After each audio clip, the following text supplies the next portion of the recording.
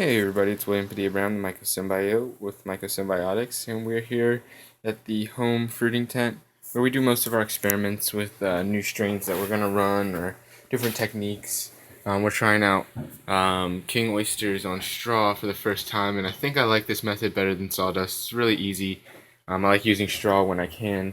We also have some 3782 shiitake from Aloha Medicinals that we're running for the first time. Looks like we have some fruits starting to come in. There's more on the other side, but I might get a clip of that before this video is over. And we got some pinning out over here. Experimenting with some that didn't brown out all the way, and mostly doing this because they started fruiting. They started fruiting in the bag, and I wanted to get those fruits out, so I just put them in here anyways to see how they'll do. And we also have plants in here. We have a big sage plant in the middle. We have an aloe plant here, and then we have a cactus in the back. And we're just doing this to provide a little bit more oxygen because we have had problems with there being too much CO2 down here. Since we are in the basement, it's pooled out a little bit where the basement kind of gets flooded with CO2. So we got the plants in here for a nice exchange of oxygen and CO2. So today, the reason why I'm making this video is because we got some maitakes to start pinning finally. These ones got a little bit bigger than I would like, but that's okay. We have a big pin here and another one here. And then we have two little pins here and a big fruiting body starting to come in here. So the techniques that we're going to do with our maitake, with fruiting them out, is we're going to cut and expose just the fruiting body and put a rubber band around it so that the bag is still sealed and only the fruiting body is exposed. I don't know why it is. I'm still researching on this, but the maitake really likes to fruit this way. So yeah, we have the two little pins in here that we're going to wait till they grow a little bit bigger before we expose them. But we're definitely going to expose this big fruiting body on the side, and then these two here. There's one on the back. Still a little bit smaller than I would like for to expose it, so we're going to leave that one for a little bit as well. So, alright, I'm going to prepare a few things. We have some spray alcohol, we have some paper towels and a knife, and we have a few of these little black rubber bands that we use for hair, braids and things like that. These work really good. So we're going to go ahead and get these things together and show you how we do this. Alright, so we have one fruiting body exposed, and we're going to show you how we did that. Alright, so the first thing we're going to do is we're going to take our alcohol here. We're going to be a little bit careful now that this one fruiting body is exposed and not to spray it with alcohol. We're going to just put my hand here, and I'm going to spray this area that I'm about to open up. I'm going to take my scalpel here. I'm just going to flame sterilize it. I have a lighter. I'm going to run it through this flame a few times to sterilize the blade, kill off anything that's on the outside. And I'm going to go ahead and prepare one of these rubber bands. And I'm going to slice a nice opening for this maitake.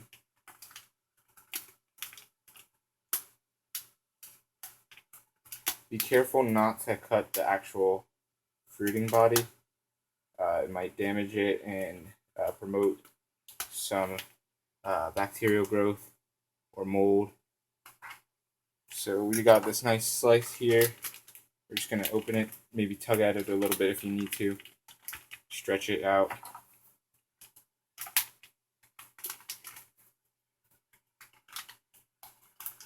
And then expose the fruiting body. And then take your rubber band. Make sure you try and touch the rubber band to the surface of the plastic as much as possible and not the actual fruiting body. So you might have to take the plastic and fold a lip over, like that. And just go ahead and take the rubber band and get it nice around the fruiting body. Oops. If you have to pull the plastic through, go ahead and do your thing. Oh yeah, make sure your hands are clean as well. I don't know if I let you guys know, but I washed my hands before I started doing this. Alright, so we got the plastic nice and snug around with the rubber band. Go ahead and show you up close. See the rubber band's underneath the plastic. That's what you're going to want. And over the plastic on this side. So we have our 2 fruiting bodies exposed here that are the first fruiting bodies that came off of this maitake. The maitake, when it starts to fruit, it comes out looking like a fist, and then the fronds will start to form off of this. So we're going to keep posting video updates as well as updates on our Instagram. For those of you that haven't followed me yet on Instagram, my Instagram is MycoSymbiote. So make sure you follow me on there for picture updates, and we'll continue to update on videos as we grow these maitakes out. This is the first time that I've fruited maitake. I've fruited loads of other mushrooms, but this mushroom has been one that's been kind of swaying away from me. Just to let everybody know that if I haven't already mentioned it, it took 3 months for them to form pins. It's already been fully colonized like this, and it takes on a little bit of a reishi type look with all of the metabolites and browning on it. But it took 3 months with it fully colonized before it started to produce any pins. So maitake is one that you're going to have to work with for a while. Similar to the shiitake doesn't take as long to brown out and get prepared, but the maitake does take a while, and sometimes it won't pin out, and that's something that I've had happen to me. So I've just been waiting around and had these in my lab, sitting off to the side, and finally saw them forming pins. So we're going to document the growth, and we're going to continue to grow these maitakes out. We got a few new strains that we added into our library. We have a maitake from Maryland, and we also have a maitake from the Michoacán State Forest that fruited earlier on in the season before any other maitakes fruited, I think around August. So, yep, this has been another MycoSymbiote video. If you like this video, hit the thumbs up, share on Facebook and Twitter. Other than that, propagate and mycelium.